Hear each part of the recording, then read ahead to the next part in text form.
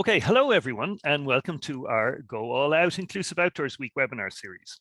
We're delighted that you're joining us today for this event. My name's Tomas Aylward, and I'll be your MC for today's webinar. So maybe just to explain a bit about our week, the Go All Out Week aims to inspire people with disabilities and professionals working in the outdoors to understand the value and to see the opportunities that are available to them in their local communities. Outdoor activity providers across Ireland are being asked to get involved in what is Ireland's first ever Inclusive Outdoors Week. The week is also an opportunity for people with disabilities to experience participation in outdoor activities and to find out how they can access activities and amenities in their locality. So today I'm delighted to be joined by Nikki Bradley and Jack Kavanagh, who are CARA ambassadors for this inaugural Go All Out Inclusive Outdoors Week event. Okay, so Nikki, Jack, you're very, very welcome, Fáilte. Maybe just for our viewers, we might invite you both to give us a background to yourselves and your involvement in the outdoors. Might we go to you, Nikki, first, if you don't mind? Yeah, hi, thank you so much for having me. I'm delighted to be here and so excited to be involved in this amazing week. So to give you a little bit of a background, I am an adaptive adventurer and a motivational speaker. I used to work with Triathlon Ireland as well, up until the last couple of months, where I've taken a break to have huge surgery, which I'll talk about a little bit later on. But yeah, so my love of the outdoors started many years ago, and I basically haven't looked back since. I just think it is just the best thing you could do for so many different reasons. And yeah, can't wait to delve more into all of that now soon. Fantastic. And is there something specific about this event that caught your imagination, Nikki? Well, what I love about this event is it's all about participation. It's all about encouraging everybody to get involved, whether it's the person that has the disability, providers that can offer various different outdoor adventures for people. It's something that should interest everybody, and it certainly interested me.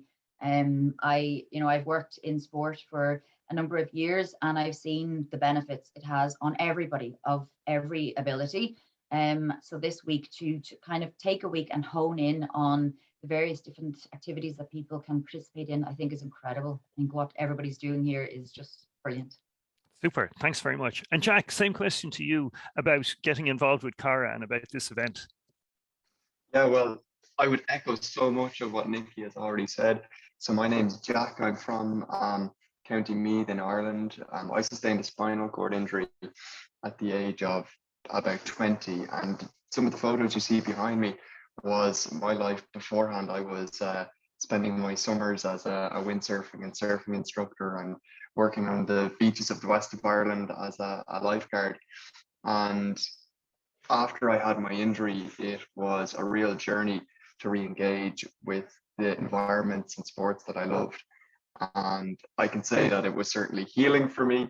I can say that it was certainly making me feel really alive again and allowing me to push myself in other parts of life. And so when I heard about the Go All Out Week, it was just a no-brainer for me to get involved. As a health professional myself, I just see so much of the benefits that the outdoors brings us, and making that inclusive to all abilities and sort of educating the wider community that are involved in the outdoors about how to make it more inclusive is something that I'm very passionate about doing.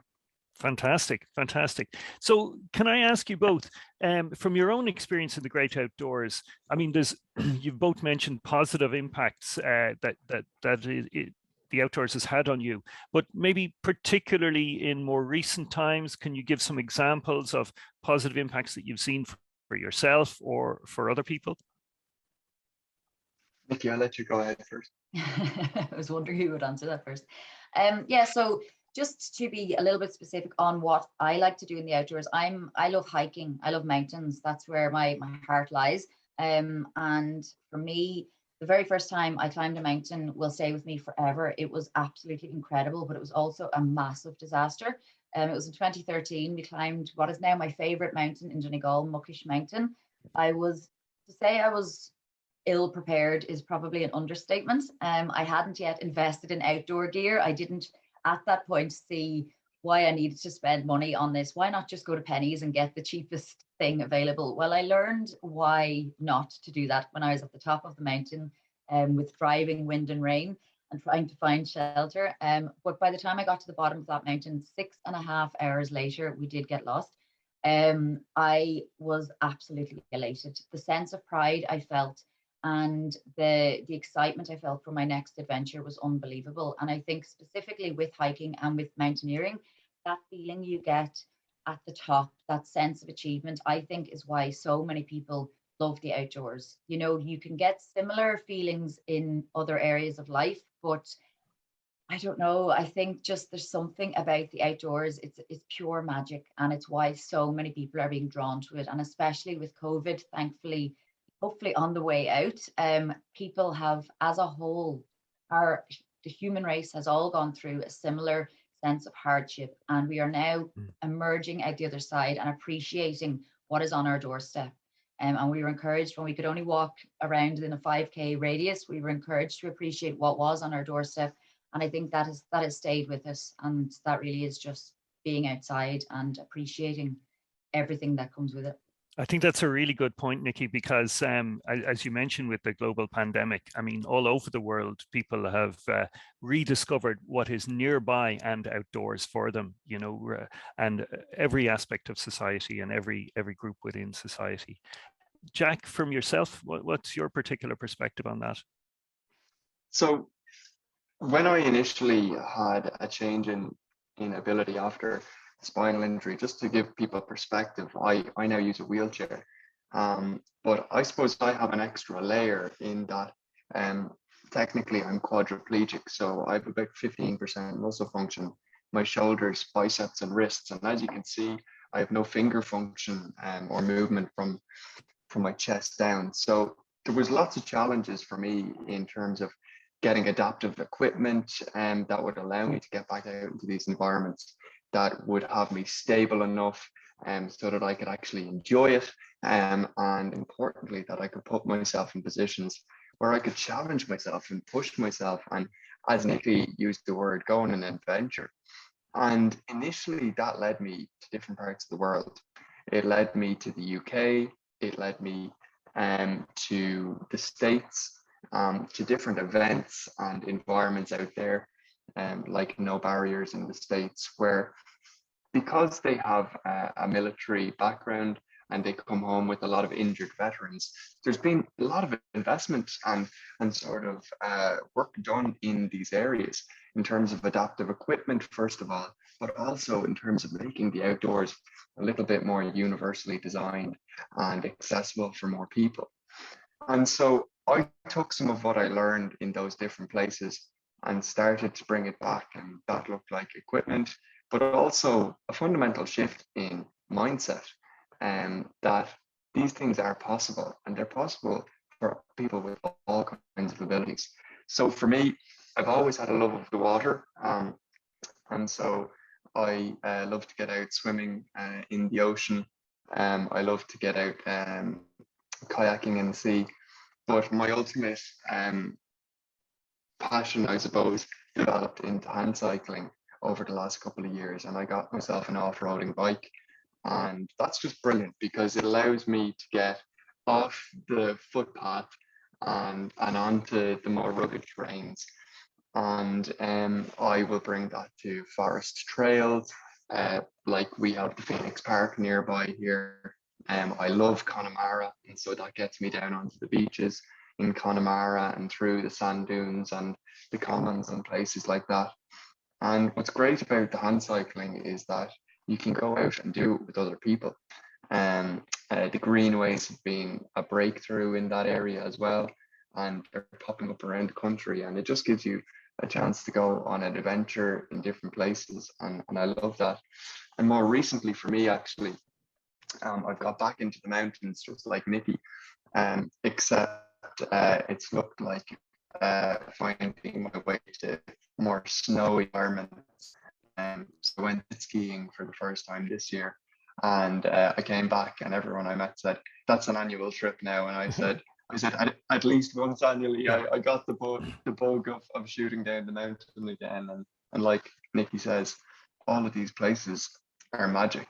And what makes it even more special is going on these adventures and experiencing these places with other people.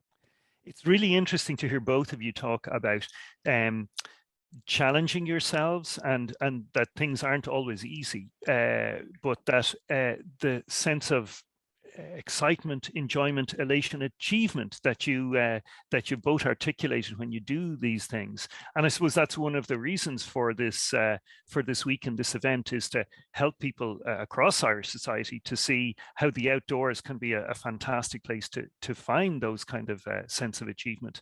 Do both of you still have other things on your bucket list or other activities that you're going to try out or that you've tried out recently? Nikki?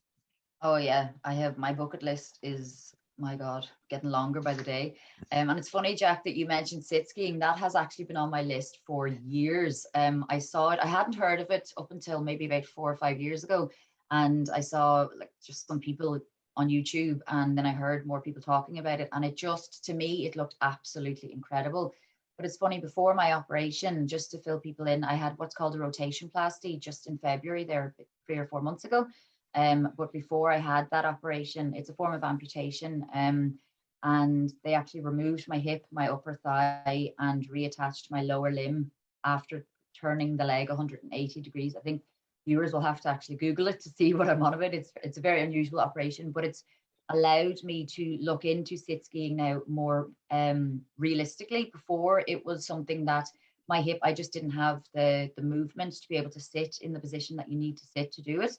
Whereas now, even though I'm classed now as an amputee, it'll actually allow me to do it. And I think that's really important as well, that even as life goes on, you know, and possibly people that have disabilities, their disabilities worsen, and you can often feel like things are being taken away from you. But with just a little change of mindset, you can actually look at things from a completely different point of view, and add more to the bucket list. And that's exactly what I've been lucky enough to be able to do. So I'll have to get some information off you, Jack, as to where you did your sit skiing, because I'll definitely be trying that soon. But yeah, you know, challenging yourself, and also reaching out to people and hearing firsthand of their experiences will, I think, add more to the list and give you that confidence to do more.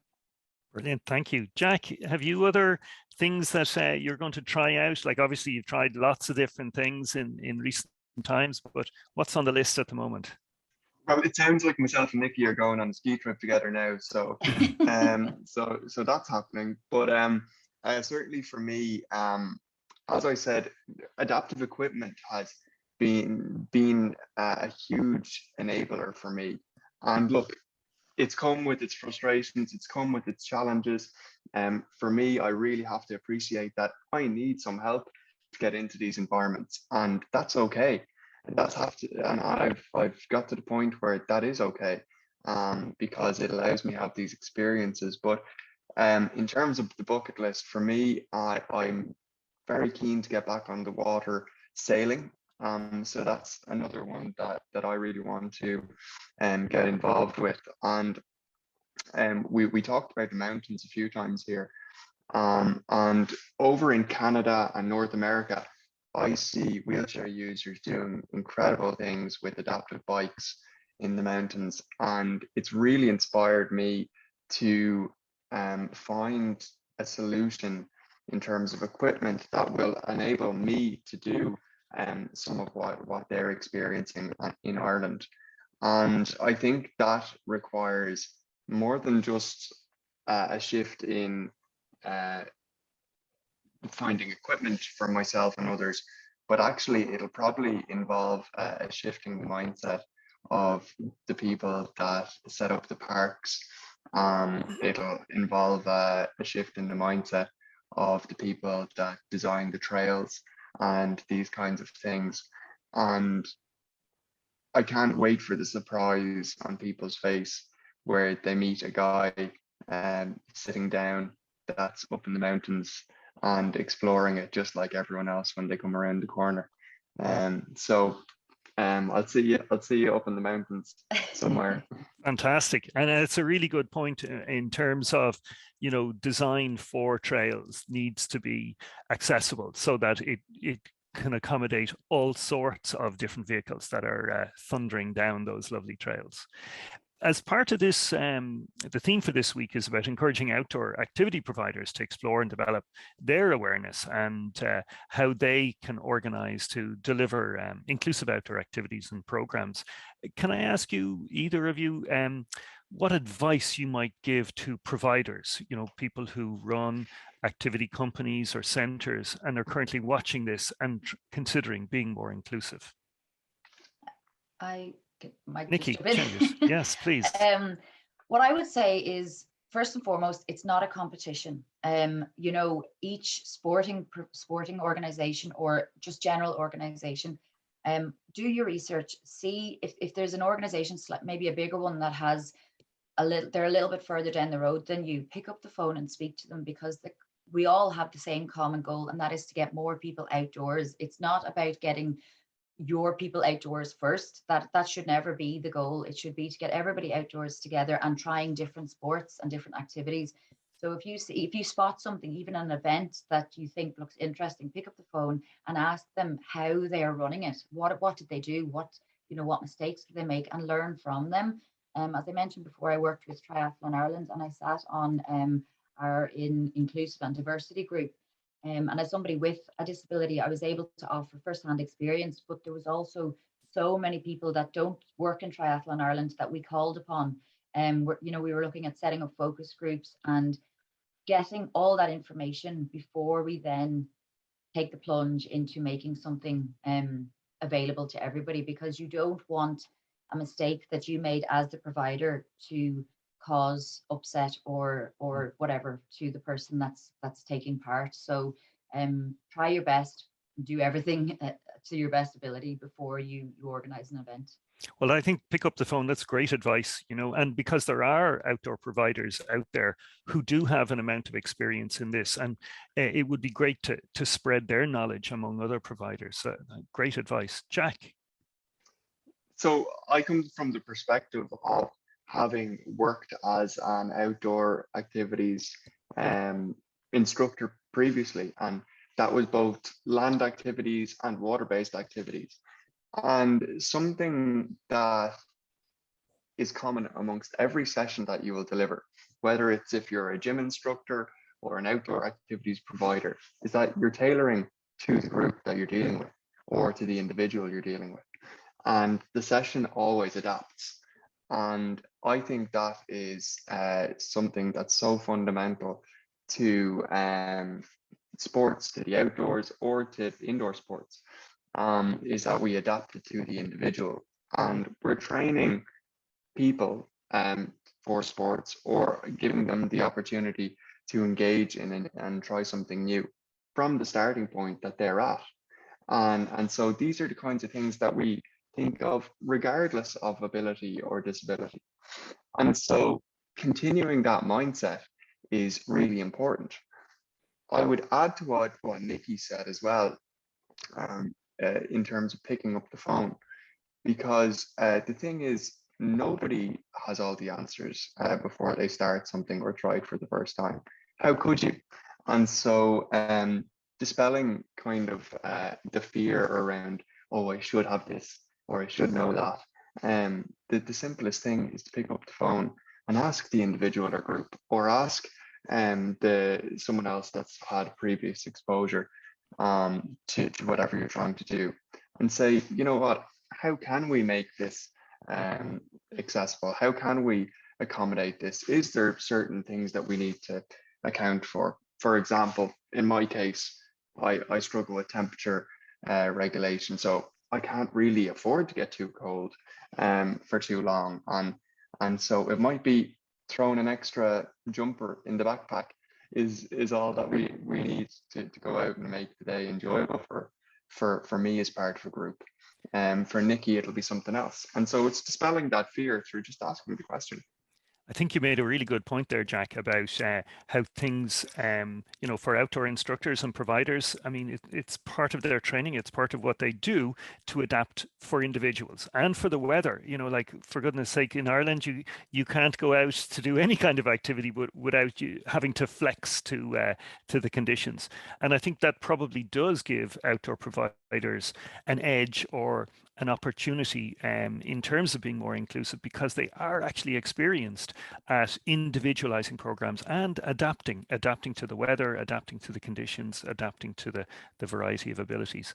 I suppose the other thing is that, and I think you've said it there in terms of ringing up and speaking to people, is that, people with disabilities are experts at adapting for themselves, because people do it every day. And I think sometimes providers need to actually just speak to people with a disability who are thinking about coming to their activities, and say, well, how do you do this, and how would you approach this? Because there's a lot of understanding and knowledge and expertise there. Fantastic. If I was to maybe give you a similar question in terms of people with disabilities who are watching this and are considering trying something new in the outdoors, would you have recommendations that you'd make to encourage them about finding opportunities in their own locality? Nikki, could we go to you first? Yeah, I would say, again, not necessarily pick up the phone, but do a bit of research. What you've obviously, decided on the sport that you're interested in. Find a small club local to you, do a bit of research, ask them where they are, ask the questions that are relevant to you and that will allow you to do whatever the sport is. Let's just say it's kayaking. There's a local group in Ballyshannon here in Donegal that do adapted kayaking, which is incredible that they do that. I personally love kayaking, and it's one of the things that were on my list after the operation. But the first thing I thought about was, how, as an amputee, how am I going to balance to get into the kayak? If at the moment I'm still quite sore, so if I fall now, it's going to really, really hurt. So how do I do that? Because like, once I'm in the kayak, I'm fine, but how do I go from a standing to a sitting position? And because I know what it feels like to fall, and I know that pain, it's very off-putting. So unless I know that there's somebody out there that will help with that and that know what they're doing, it can be just the thing that stops me from even trying it for the first time. So I did a quick search and I found them within seconds, and that's what I would recommend people do. There's amazing groups, especially on Facebook, where people, groups are they're very good at getting back to you on Facebook. So I would encourage you to do that, and to at least give it a go. Say to yourself that I'm going to try this once, and even if it's a disaster, I can go home that evening and say, well, do you know what, at least I gave it a go. Fantastic. Really good advice. Jack? I have two things that I would suggest, well, three really. The first is get in touch with your local sports partnerships, because they have a really good idea of what's going on locally. So that's the first thing. The second thing is to lower the bar for success. What I mean by that is, the first time that you try anything can be a little bit daunting or challenging, or it requires a bit of adapting before you actually get involved in the activity maybe. And so the first time is always going to be the most challenging. After that, things get much easier. And so please do lower the bar for success, and give yourself the opportunity to go back and try again. And the third thing is, get online, like Nikki said, and look at other people who are in your situation or similar situation, who are out there and doing the things that you want to do. And this isn't the case of, I think we can often look online and compare, but actually this is about sort of getting inspired about what is possible for you. Because certainly the thing that I found is that if it's possible for someone else, with a little bit of thinking outside the box and a few willing people around you, it's possible for you as well. And so they'd be the three things that I would say to anybody that wants to get out there and get involved. And it's just that, get out there and give it a shot. Wonderful, wonderful advice. Thank you both. I suppose before we wrap up, can I ask you, maybe could either of you share maybe one or two of your top outdoor places you like to visit in Ireland? Just things that might encourage or entice people's interest about some of your favorite places. Over to you, Nikki. Well, I'll start locally. One of my favorite places in Donegal is Greenway National Park. It is absolutely incredible. And what I love about it is it's more beautiful as the seasons change. It's gorgeous at this time of year. You have lovely weather. But in the winter, the snow that falls and just the views are incredible. So for me, that's a lovely opportunity to get a bit of walking in. It's the terrain varies. You can get the bus up to the castle, or you can walk the 3 or 4 K. You can also do the bridle path, which is just incredible as well. So that's a place that I absolutely love for many reasons. And then down in Kerry actually is where my second favorite place is. And of course, I'm going to mention a mountain. One of the best things I ever did was climbing Carntoogle. It was just unbelievable. It was part of a 4 Peak Challenge I did in 2018, and we actually started with Carntoogle. I'll never forget it. It was absolutely unbelievable. And what made it so special, apart from the views and everything around it, was actually the people, the welcome and the help that I received. I as part of the challenge, I was only able to train for it once, simply due to where it is in Ireland. So I was nervous on the day going down and making sure that everything was okay. But the people there were just so helpful. They couldn't have done more for me. So they're my two favorites that I can think off the top of my head. Wonderful. Thank you. Jack. Oh God. So I mentioned the Greenways previously, and for me they've been a game changer. I love the one down in Waterford. That's probably the standout for me at the moment. But last summer I spent quite a bit of time exploring the Grand Canal Greenway, and that's absolutely beautiful because you're, particularly in the summer months, you're going along and there's the reeds, and it changes so much over time, and as you go along that journey. One of the most challenging periods I ever had after my injury was my first trip back down to Connemara. And it was because I realized how unfriendly this environment is, and how rugged and hostile it is as a wheelchair user. And previously, that environment had represented so much adventure and freedom to me. And so every year that I go down there now, I have tweaked and adapted and gotten either additional equipment over time or tweaked my approach and so on.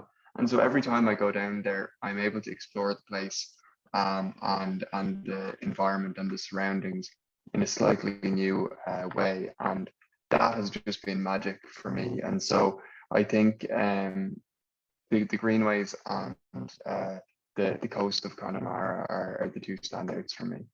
Fantastic. Fantastic. Well, I've really enjoyed speaking with both of you today, and thank you very much for sharing your experiences and particularly the advice to our audience. I hope you're going to enjoy plenty of activities that you might get involved in during our Go All Out week. And can I say thank you particularly to our audience for joining us today, and I hope you find it valuable. I hope, like me, you've been inspired by these two fantastic people and their approach to getting outdoors in Ireland. And if you want to check out Parasport Inclusion Ireland's website, there's lots of events taking place this week, and you can find out all about them there. So to Jack, to Nikki, thank you very much again. Thanks for having me. Thanks so much.